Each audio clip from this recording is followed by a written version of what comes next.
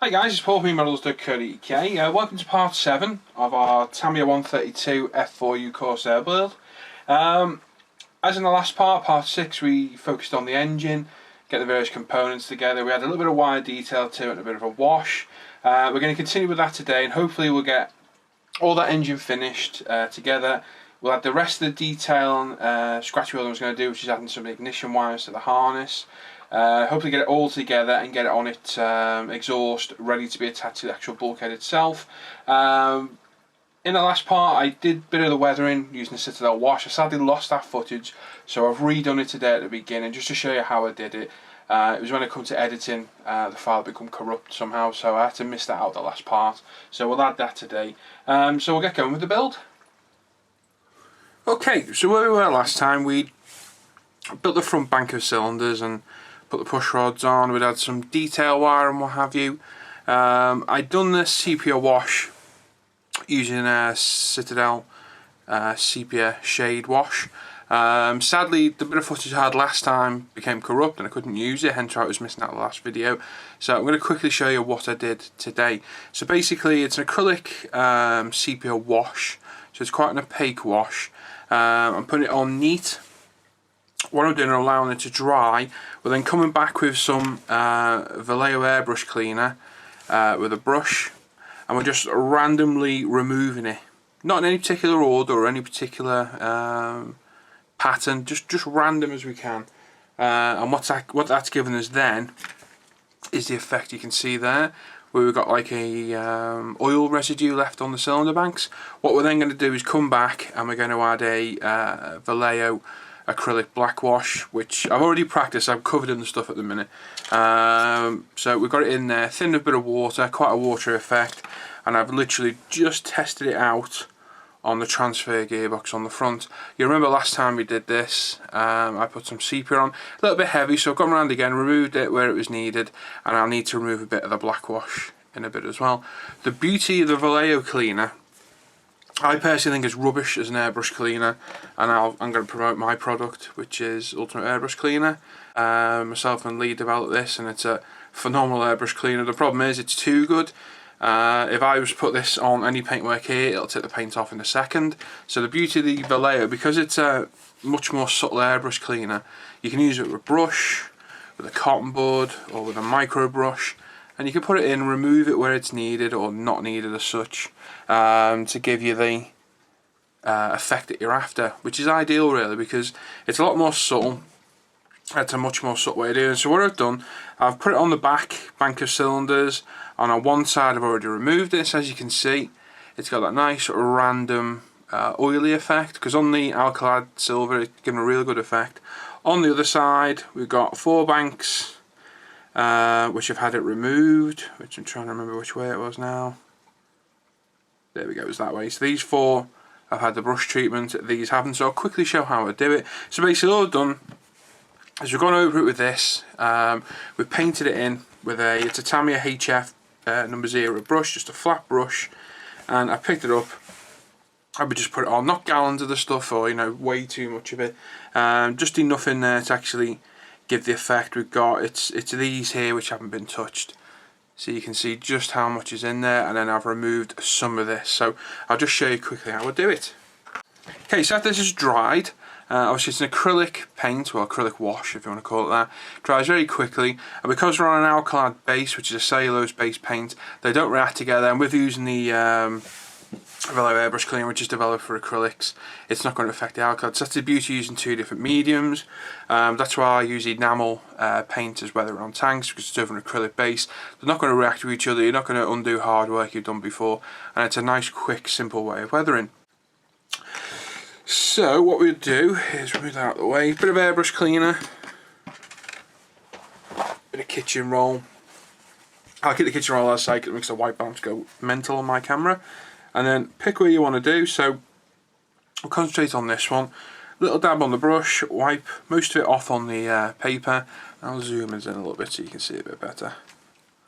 There we go. And then we're just going to random up and down. Now what we're not going to do, we're not going to go in the direction of the fins, because you're going to take all the wash out of that, and that's not what we want to do. What we want to leave behind is the wash in the fins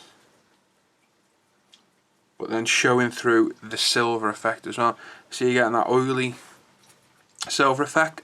And what I'm doing periodically is just wiping it off on the towel to get any excess of the sepia off. And then we're moving on to the next bit. If you want to and you find there's a bit too much, you can go across like so. I'm just going to put it back. So I've got some on my brush. And you can take it all off and start again. That's the beauty of working with acrylics, and that's why I'll never use enamels as a paint. Enamels as a weathering solution are brilliant, because again, you put enamels down, you come back with some white spirit, and you can just remove it as you wish. Same effect, I could use enamels on this, but for me, I'll always use acrylics if I can. Now the only thing you got to the only thing you got to watch with the layer airbrush cleaners, it does start to foam after a while, so keep wiping your brush off until you've removed just as much as you want, or as little as you want, it's your choice, until you're done. And then onto the tops. Now I'm just going to quickly go across, because I don't want a lot of it on the tops if I'm honest.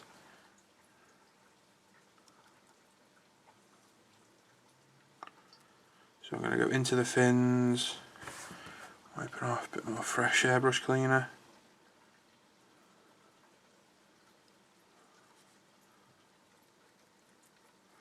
We don't want it too thick in any of the places.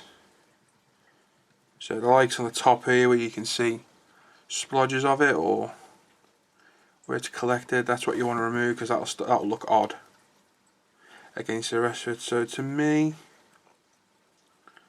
it's all looking pretty even.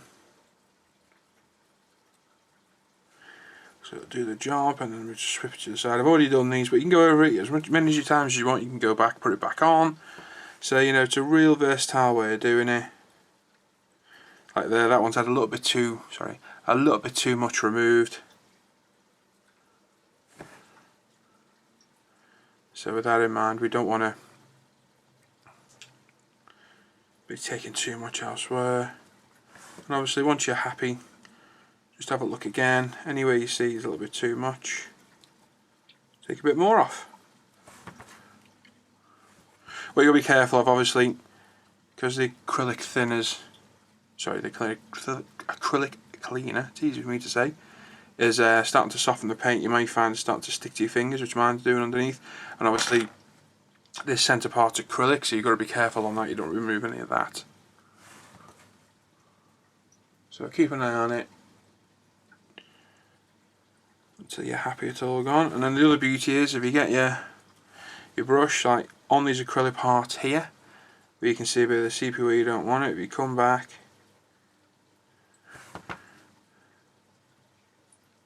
you're very gentle,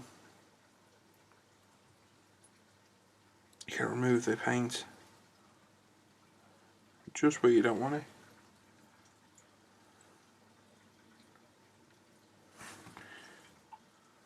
So you can effectively just tidy up everywhere you've done. And the same on this side. So as you can see, it's collecting the recesses there. So you guys can see it.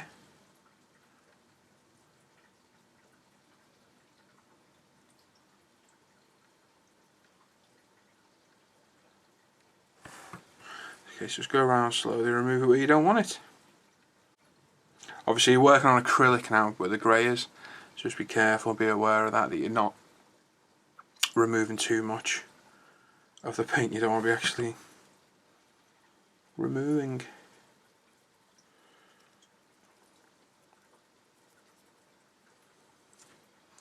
So there we go, I'm quite happy with that. Obviously this isn't our final stage. I'm going to put a black wash in as well, and hopefully that'll tie it all together. So you've got like a dirty oil sepia wash. I'm just going to go over all this quickly. You've got a dirty sepia oil wash right in there deep, and then we come back with the black on top like a fresh oil. And hopefully it'll give us a nice tonal difference. Make the engine look a bit more interesting. So like I say, this is now the same stage this was at. So as you can see, there's a lot more removed in places on the front of this. Basically, this is the rear part, this is the front, so this is what you're going to see most of. But you know, you can still remove as much as you wanted, but it shows the different effects you can get on two different parts and varying degrees. what we don't want to look like is it's gold, basically, because it's not. And if I was honest, there's probably a little bit too much on this, but I'm going to concentrate on this, and then this will be done afterwards. So I'm going to do this on camera, and not actually this part, because all that's going to be done to this is add a wash, and that's it. There's nothing really to do. So we'll do exactly the same, so just concentrate on one. I've only showed you this to show you the effect of the wash that I lost last time. So this is where we're at now with this. Like I said, we had a bit of wide detail last time. And what I plan to do today, if I can, is add a bit of wiring, ignition wiring to the harness here, and we'll see what happens there. Hopefully that's going to add a bit more detail and interest as well, and a bit more depth. And obviously the more you look around, you spot bits that you think, oh, I'll take that bit off as well. It's a little bit too thick on top. What's also worth doing as well, obviously because the brush has got bristles and it gets right in there, it may not always be the right way or the correct way to do it. So cotton bud, I like these Tamiya pointed ones. They're not cheap, but they're very, very good. You can get right in there. Because this only gets on the surface, it'll leave a lot more detail.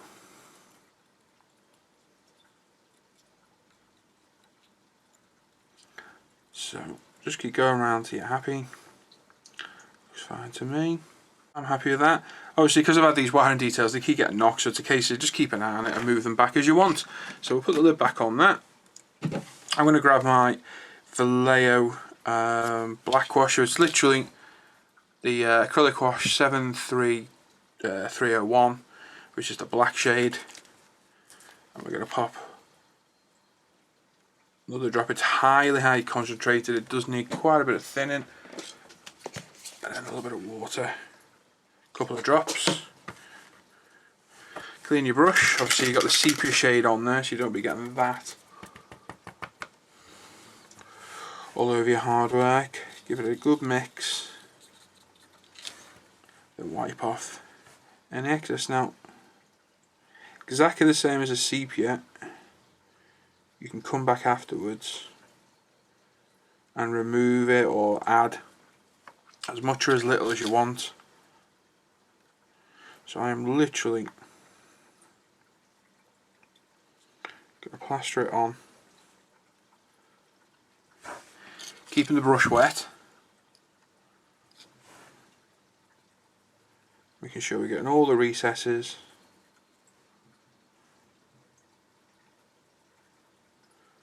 Obviously I'm going to concentrate on the front first, then the back, and then the top.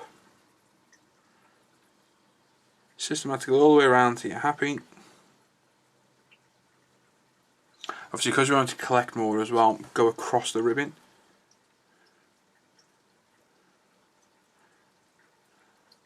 I'll add more into there, and I like that. If you get a bit too much somewhere, keep going across till your brush is dry, come back and your brush will soak it back up.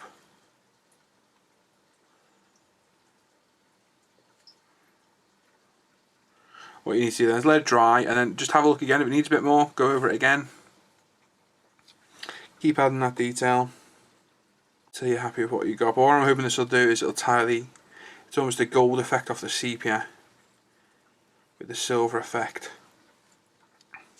of the Citadel wash together, and obviously just tie it together, make it look like a oily used end. So there we go. Okay, any areas where you see there's a bit too much, like we can see just in the top there, is put your brush in and it's gone. Once your brush is dry, it'll suck up any moisture and what have you. Once you're happy with that, have a look around any other areas. So we've got a few recess areas here. We're just going to add a bit of wash in there. I'm going to actually allow it to pool. So we're putting it in quite thick.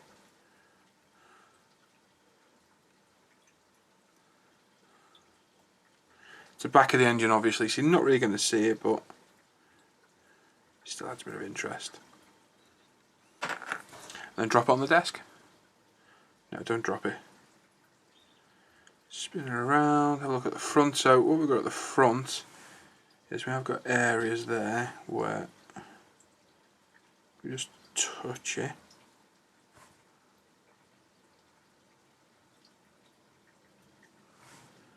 We get all around the push rods there.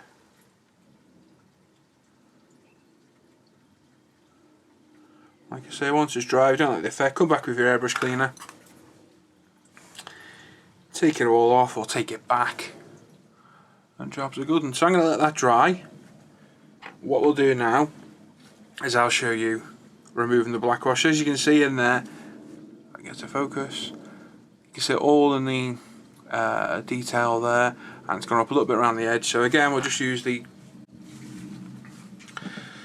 Vallejo airbrush cleaner. Good tip this, I picked this up off John, Scale Model Medic, another YouTube builder who's nice to see is actually back building for himself again.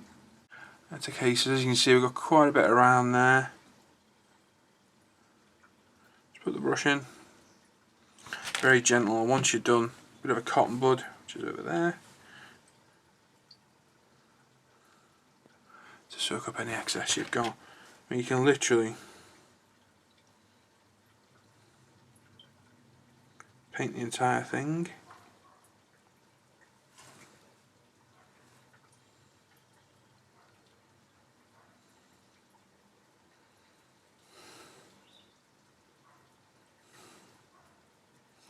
And all we're trying to do is just leave that black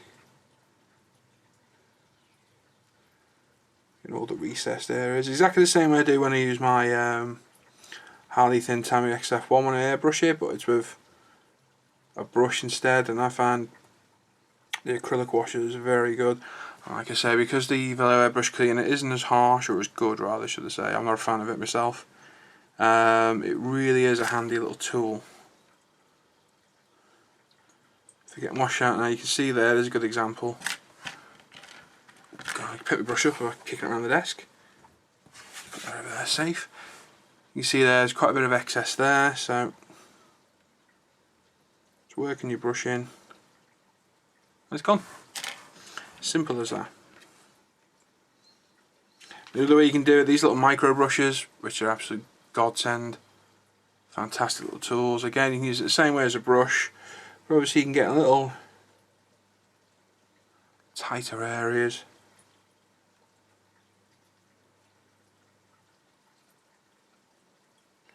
And you can remove it. I mean, you could use this to actually add the wash as well. So quite a handy little medium to have.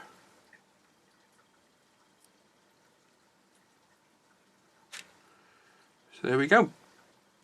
So I'm going to let all this dry. That should be enough.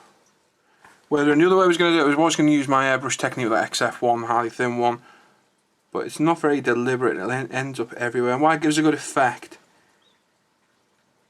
it isn't as, you know, it's a bit more random. It's not as deliberate as this, and I did want this to be a bit more deliberate weathering rather than just randomly chucked in everywhere. So although it's a good method, for this I thought this was a better way. So as you can see now, we've got all that wash excess out of those details, and hopefully what will be left is a bit of wash showing off some of the recesses, the bolt parts, and obviously giving a few different tones. Obviously because you're thinning the wash down, you're spreading it about as well, so you're going to get varying tones on the paintwork, which is always good as well, because paintwork isn't perfect, especially on Pacific theatre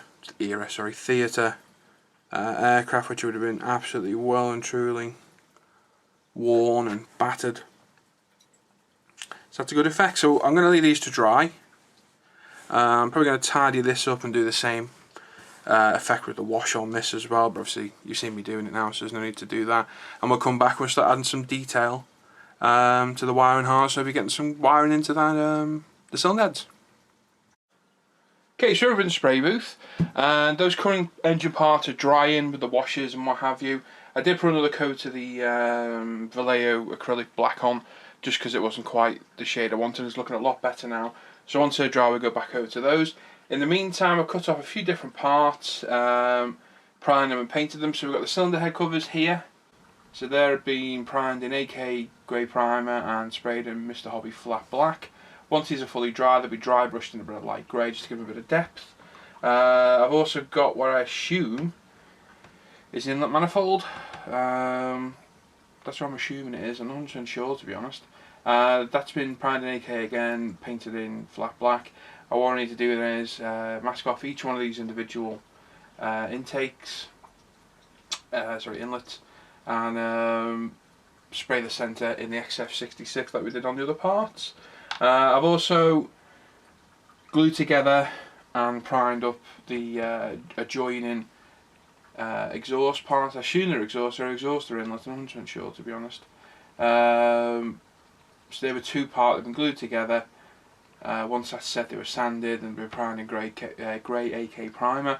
I've got 5 on this one and 4 on the other. So what we're going to do now, we're going to give them a paint. Now, you may remember last time, and I'll show it when we go over to the desk in a minute. I've got the exhaust manifolds attached to that alkylided sprayed bulkhead.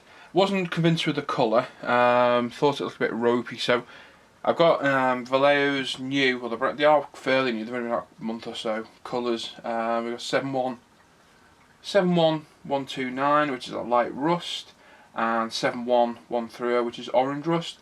So what I'm going to attempt to do is spray the exhaust in the light rust, and then maybe give it a dusting over with the orange, just see what kind of effect I get. If it works well, I'll keep it. If not, I'll just go back with the light rust and see what we can do, a bit of dry brushing. And if this works, I'll take those other parts apart, they're only super glued on, and respray them. I'm not happy with our other colour, it looks way off, going by the Tamiya instructions of mixing paint. So like I said, these are brand new, not been out long, and I only got them the other day, so nice worthwhile test for them. Look, nice colours. The orange rust certainly is nice and orange, and the light rust is a nice tone, so it's a nice base colour for you know, any exhausts or weathering you're going to do. Going to thin this with Ultimate Airbrush Thinner. Although these are marketed as being ready to spray out the airbrush, I think they're too thick personally, and they warrant, well, they benefit from being thinned about 20%, 10 to 20% with Ultimate Airbrush Thinner. Not all airbrush thinners will work with Vallejo, it can be quite finicky. I tested this stuff on every acrylic paint out there, including stuff from the States, Europe, and it works perfectly. If you're not sure if it's going to work with your paint, it will, I'll guarantee it. If it's acrylic, it'll work. Head on over to the UMP website, and there's a full paint conversion chart, not conversion, but thinner ratio chart on there. I actually did the testing myself, so I can vouch for it. And Lee from UMP, along with me, he made the chart himself. So if you check over there, you can see the appropriate thinning ratio. This stuff is superb. It's the only thinner I know. I know it's my own product that works with every acrylic paint, and this stuff really benefits from being thinned with this, and I'll show it in action now. So as always with Vallejo Air, give it a good shake. It's a brand new bottle, so I'm hoping there's no blockages in the nozzle. Used to be a big user of Vallejo Air, but I stopped when I got into Tamiya, what have you. A lot of problems with it blocking, the nozzle blocking all the time, blockages in the airbrush, and I found it was all down to the fact it just prefers to be thinned. But like I say, not every thinner works with it. I'm not a fan of Vallejo's own thinner. I don't think it's such much cost, it's quite expensive as well. But I like it with the UMP thinner, so we'll put a little bit in there. It's about 1/2 mil, if that. Put the lid back on, and then just a little bit. It's literally just a little splash. There we go. That'll do. Make sure you've got a clean mixer, because you don't want to be contaminating this with other thinners or paints, because Vallejo is quite finicky. Can be a bit of a pain to paint sometimes. And what I always like to do, obviously, pull through. That's a real nice colour, that. Got a little bit of paint coming back for the look of it. Quite impressed by that. How thin is that?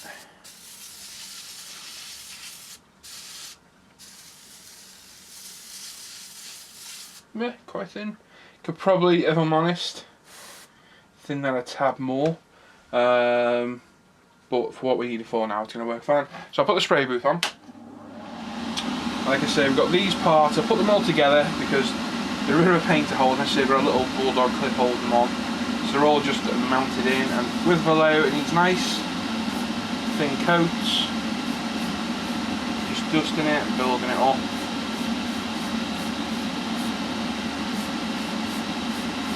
It's quite a finicky paint to use. It's good paint. Much better than it's way better thin. So if you've never thinned it, give it a go, because you'll be shocked at the improvements it makes. These have a bottle of UMP thinner.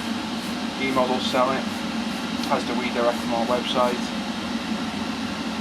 And give it a whirl.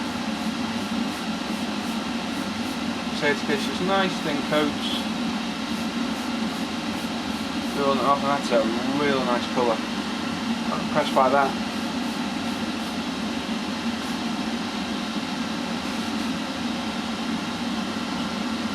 Loose at the end there, so be careful of that one, we don't want that falling off.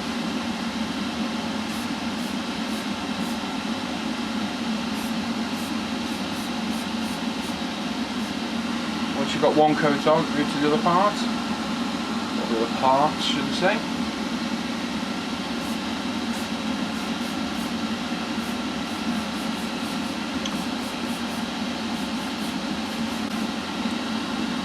There we go, there's a coat, nice even coat all around on them. It's a really nice rust colour, very, very nice base colour. If I just knock that air bit off. It's a really nice colour. Like I say, a nice base colour to start a process, or if you just want to leave it, it's still a nice colour. It's better than that other colour I've got. So I'm definitely going to respray those parts with a shadow of a doubt. So what I'll do, I'll let these dry. Everything's painted up. We'll hold it up to the workbench and we'll see which one we prefer, and obviously I'll respray those other exhausts as well and see if they give a better effect. Okay, so we're back on the workbench. Everything's dried. As you've seen, just painted up the exhausts in the Vallejo rust colours. I've then gone back and I've redone these colours. What I did, I was going to fully overspray them, and I thought, well, I'll just give it a go over with the Vallejo and see what it's like, and it's actually turned out quite a nice colour. So I'm probably going to leave this like this, because I've taken them off, sprayed them, put them back on now, and it's actually quite a nice rusty tone. Well, not rusty, but exhaust colour. I'm quite happy with that. It's much better than it was. For one, it's matte. It was gloss before, and it was speckled as well, where it'd been mixed with the Tamiya metallic. So that's a much better colour. These are all dry, they're ready to be glued. A little bit of masking tape on this one, so that's no problem at all. What I've also done off camera is sprayed up these in flat black. All the weathering's done on this now. It's all fully weathered. I've taken it back, we put the black wash in, etc. So these are all ready now. We've got the front and back, so I'm quite happy with the results there. And obviously on the front bank as well, which has turned out quite nice. Really happy with that one. So they're glued in position, ready to go. I've put the push rods in. They're not glued in. I don't think they'll actually need it, because they are quite well secured on their own. If I see the need to, I will glue them in position. So what I'm going to do now, obviously we can glue it all put it all together in a little bit. But what I need to do now, I'm going to dry brush some of these black parts, because they look a bit monotone just being black. So I've got a little bit of Tamiya XF83. I've just chosen this at random. It's a light grey. So use this at random. What we'll do, we need a little bit of tissue. You've all seen dry brushing before, so I won't pretend you haven't. Brush is a bit stiff from last time, just put a bit of cleaner in there.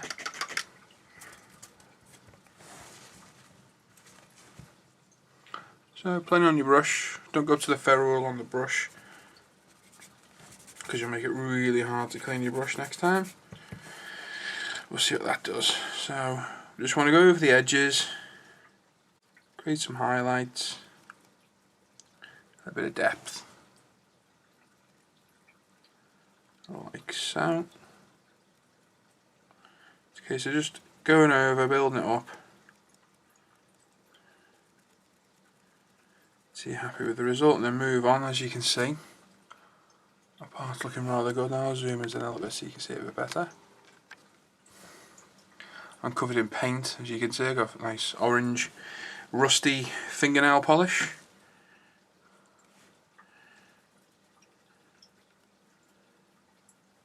What we want to do is get all that raised detail. Just get rid of that dark, black that we've got there.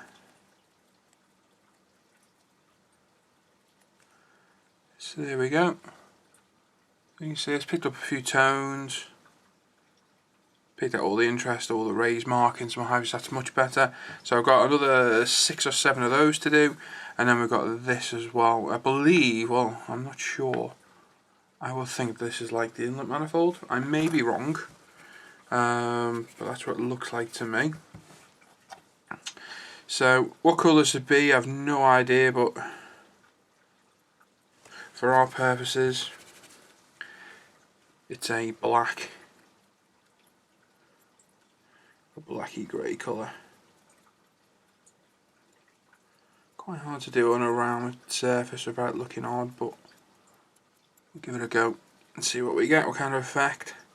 As long as it breaks up the black, because nothing in real life is black, they're all dark shades of grey and what have you, so it can look a bit odd if it's just black. So all we're trying to do is break up that boring blackness, add a bit of highlight, a little bit of interest.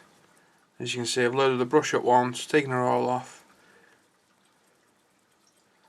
and that's been more than enough to go around. Obviously if you're not happy, go around again, add a bit more. Job done. Just going to grab the insides quick. Not that you can see them, but you can see the leading edges of them. So I'm happy with that, that's great. I'll continue with these and we'll come back in a minute and we'll start sticking some stuff together. Okay, so dry brushed all those parts, so each one's been done, so they're all ready to go on. They're actually the sunhead covers. There's several of them that go all the way around, basically going between the two banks of cylinders. I'm not sure the purpose, just a cover I assume. So now we've got, I've just still got the ignition leads to add, but we'll do that in a bit. What I'm going to do, I'm going to join both banks of cylinders together for now, and we'll see where we get to with that. So what we're doing now, if I show you the instructions, is that bottom part there. So we're just going to glue all these in position there. Then obviously I've done that at the top. That's sprayed at the far left there, ready to go, and then they attach together, and then we lead on to this, and that's the engine complete, bar the ignition lead obviously. So we're going to do that first, glue them both in position, and sort of, so they all go with the smaller lug of the sprue facing down. So that's the easiest way to remember how it's done, and we're going to super glue these in position. So we need a little bit of super glue, just a thin super glue, and all I'm going to do is literally dip the tip, or the tips, in the super glue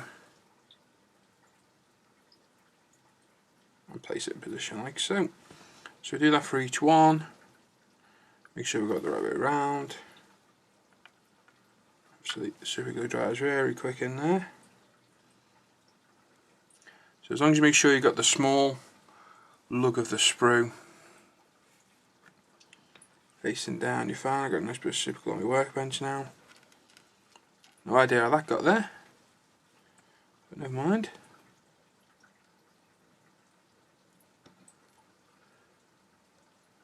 Just keep checking that you do get those pointing down, or it'd be a bit of a problem trying to get one back off once it's glued in position.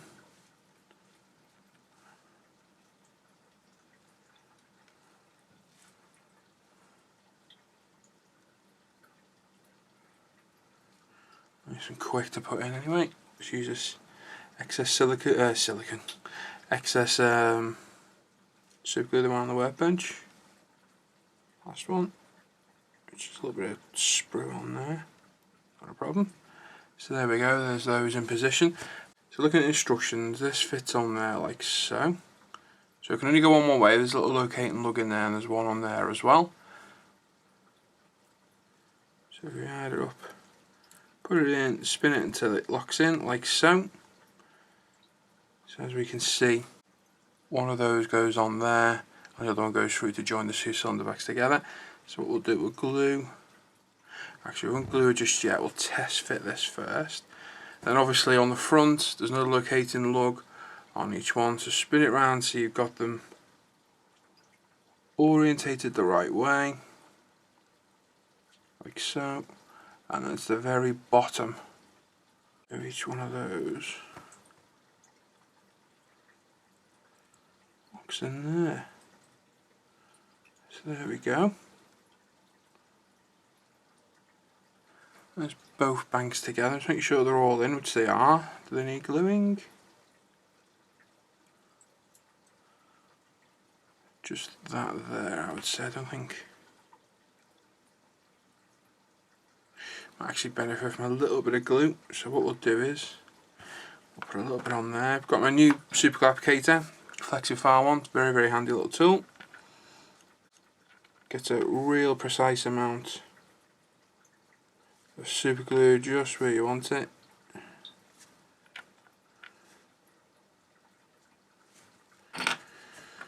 So we line it up again like we had before, which is like that. Push it all in, hold it for a second.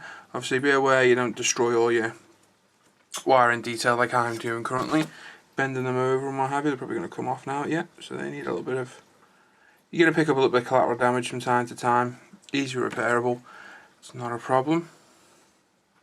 So there's that. And what we'll do now, we get a little bit of this.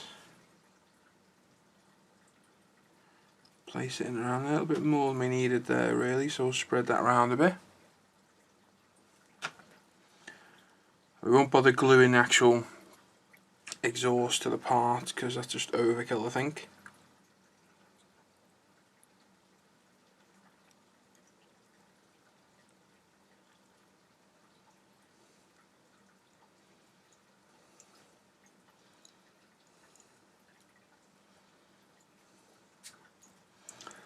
Clip as everything goes in, make sure they all line up together like that. That's what we like, a little click. Rotate it round, make sure everything's in position.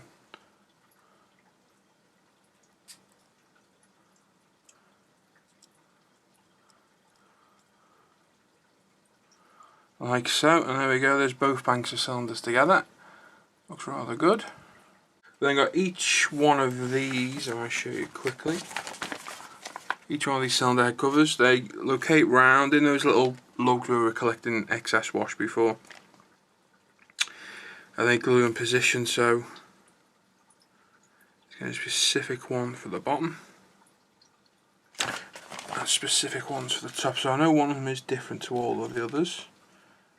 It's going to be that one because it's got a square base on it. So there must be, it's going to be that there, is it?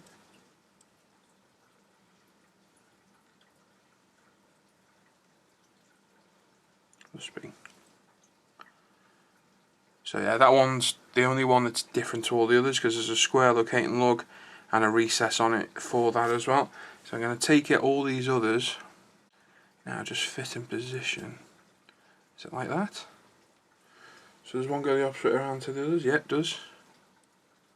Ah, I see, they alternate. So they alternate directions. We're just going to dry fit these. Like I say, it's a very handy tool, this. It's like a fork at the end, if you can see. So collect super glue in there. Basically it allows you to pick it up, place it where you want, so it's a real nice fit. And like I said, the fit is phenomenal. You can actually feel when it slots in position. Real nice. I've glued in position the ignition harness. What we're going to do now is I'm going to add some wire detail. We've got Plus Models 0.3mm lead wire. It's great stuff this. You get a load of it in a bundle. I've got all the different sizes and this is the size I've chosen that's appropriate for this. So I'm just going to grab a piece of this out. Obviously you don't need the entire length, so if you don't get one it's not a problem. That'll probably do us for now. I've also got my pin vise with a tiny, it's probably a 0.4mm bit in it. I'm going to zoom in a little bit, make sure you can see them on all the cameras, which you can, there we go. So what we're going to do, we've got that piece there, so you've got two little sections. One's going to go to the top in there, and that one's going to go to that piece there. So that's going to happen on each one of those all the way around, and we'll put in the wire to simulate ignition harnesses. So I'm going to drill right in there, so exactly the same way we did the other wire in detail. Put it in, give it a pull back. Obviously we'll just glue these in position, so bear that in mind. Then obviously this one needs drilling there. It looks like I've already drilled it, I can't remember if I did or not. No, it's not. It's a bit of fake detail on the actual kit itself. Tweezers, super glue applicator. What we're going to do, we'll do the short one first. So touch the end of the wire and the super glue. Feed it into the hole, which is never the easiest thing to do with this lead wire because it's very, very flexible. There we go. A little bit of a blow to get it in, so as you can see it's there, it's sticking out. What we need to do, need to create a bend, take it over there a bit. So we use the tweezers. Just create a little bend where we want it, which is right there. So if you can see that now, I just bent that over in position. I've got roughly where I need it, I'm going to trim it off. There we go, so there's that one in. You can see that just there. The right detail. Obviously when you get all them all in, you can manipulate it around where you want it. And then the top one as well. So because it's lead wire, it is quite flexible and it is quite difficult to work with, if I'm honest, but you can use fuse wire if you can find the appropriate thickness you need. Use anything really, but I do like this plus model stuff. This one comes over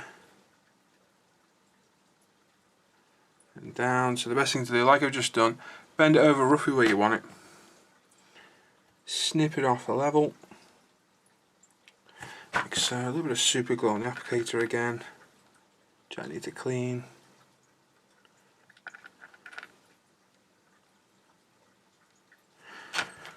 Once you're on there, just grab your tweezers, pull them down in position, job done. So I've got another, I think it's 7, is it? 2, 4, 6, 8, yeah, another, it's 8, sorry. So as you can see, if I grab my tweezers to show you, there you go, you got ignition harness